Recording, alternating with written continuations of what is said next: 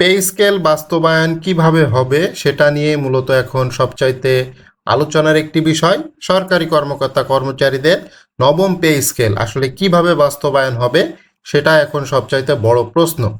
তো আগামীকাল জাতীয় সংসদের প্রথম অধিবেশন অনুষ্ঠিত হবে এবং এই সংসদ অনু যে অধিবেশন সেটা মূলত হবে হচ্ছে বাজেট অধিবেশন, অর্থাৎ এই সংসদ কিছুদিন হওয়ার পরে মূলত ঈদের ছুটি চলে যাচ্ছে। ঈদের ছুটি হওয়ার পরই মূলত অরিজিনাল যে সংসদ অধিবেশন সেটা চালু হয়ে যাবে এবং সেই সংসদ অধিবেশনে পে স্কেল বাস্তবায়নে সংসদে আলোচনা হতে পারে এমন একটি ইঙ্গিত পাওয়া গিয়েছে। তো ইরান, ইসরায়েল ও যুক্তরাষ্ট্রের যুদ্ধের প্রভাব সারা বিশ্বের অর্থনীতির প্রভাব পড়েছে এবং এতে করে ব্যাপক একটি সমস্যা হচ্ছে সারা বাংলাদেশ সহ বিশ্বে এবং সরকারের প্রায় 60,000 কোটি টাকা যে ছাড়িয়ে গিয়েছে, অর্থাৎ 60,000 কোটি টাকা যে রাজস্ব ঘাটতি রয়েছে সেটার একটা বড় প্রভাব এখানে পড়েছে।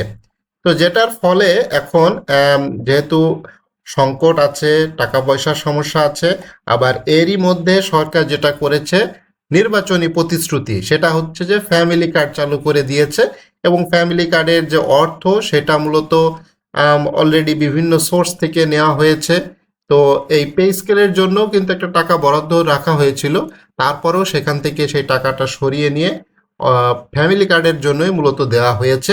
এখন ফ্যামিলি কার্ডের টাকা দেওয়ার কারণে সরকার আসলে বিভিন্ন জিনিস আসলে সেভাবে করতে পারতেছে না, বিশেষ করে সরকারি কর্মকর্তা কর্মচারীদের পে স্কেলের বিষয়।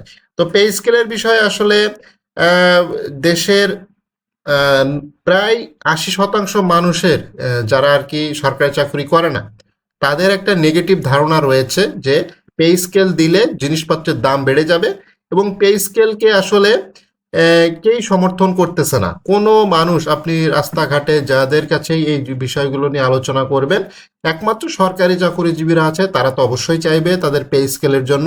এ ব্যতীত অন্য যে সকল সাধারণ মানুষ আছে তারা আসলে চায় না যে সরকারি কর্মকর্তা কর্মচারীদের বেতনটা আসলে বাড়ুক। এখানে আসলে সমস্যা হচ্ছে যে নিম্ন শ্রেণীর কর্মচারীদের ক্ষেত্রে যারা কর্মকর্তা আছে তাদের বেতন তো আসলে এমনি বৃদ্ধি আছে এবং তারা তো বিভিন্ন উপায়ে ডান বাম করে টাকা পয়সা ইনকাম করে থাকে, বাট যারা কর্মচারী আছে তাদের তো আসলে এই ধরনের কোনো সুযোগ নাই। তারা তাদের বেতনের টাকা দিয়েই মূলত তাদের সংসারটা চলে। বিশেষ করে 11 থেকে 20 গ্রেডের যে সকল কর্মচারী আছে তাদের জীবন দুর্বিষহ। বর্তমান যে জিনিসপত্রের দাম যেভাবে বাড়তেছে এবং বর্তমান যে ইরান ইসরায়েল যুদ্ধের প্রভাব পড়তেছে, জিনিসপত্রের দাম বেড়ে যাচ্ছে, তেলের দাম বেড়ে যাচ্ছে, তো জিনিসপত্রের দামই আসলে সেভাবে বাড়বে। তো সেটার ফলে আসলে এই কম বেতনে কিভাবে একটা সংসার চলতেছে সেটা যারা চালাচ্ছে তারাই আসলে ভালো বলতে পারবে। তো মূলত আসলে এই পে স্কেলের বিষয়টা এইভাবে চিন্তা করা উচিত এখন সরকারের, যে নিম্ন শ্রেণীর যে সকল কর্মচারী আছে তাদেরকে মূলত পে স্কেলটা দেওয়ার জন্য, যারা ফার্স্ট ক্লাস বা সেকেন্ড ক্লাস যে সকল অফিসার আছে বা সচিব উপসচিব আছে তাদের আসলে বেতন বাড়ানোর কোনো প্রয়োজন নাই। তো বর্তমান যে পে কমিশন রিপোর্ট দিয়েছে তাতে যে ভাবে বেতন কাঠামো রয়েছে সেটা যদি বাস্তবায়ন হয় সরকারের কিন্তু বেশ ভালো একটা অ্যামাউন্টের প্রয়োজন হবে, এটা অবশ্যই স্বীকার করতে হবে। তবে সরকার চাচ্ছে এই পে স্কেলটা ধাপে ধাপে বাস্তবায়ন করার জন্য। একবারে কখনোই বাস্তবায়ন হবে না।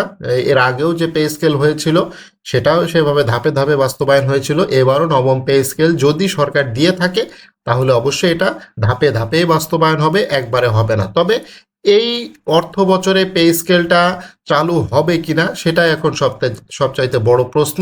এই অর্থ বছর থেকে, অর্থাৎ সামনে যে 2026-27 যে অর্থ বছর বাজেট ঘোষণা হবে সেই বাজেটে কি পে স্কেলের জন্য কোনো বরাদ্দ থাকবে কিনা এবং একটা বিশেষ সুবিধা সরকারি কর্মকর্তা কর্মচারীরা পেয়ে থাকতেছে গত সরকারের আমল থেকে বা তার সরকারের আমল থেকে বিশেষ সুবিধা, তো সেইটাও আসলে বহাল থাকবে কিনা এবং সেইটার টাকাটাও আসলে বৃদ্ধি হবে কিনা।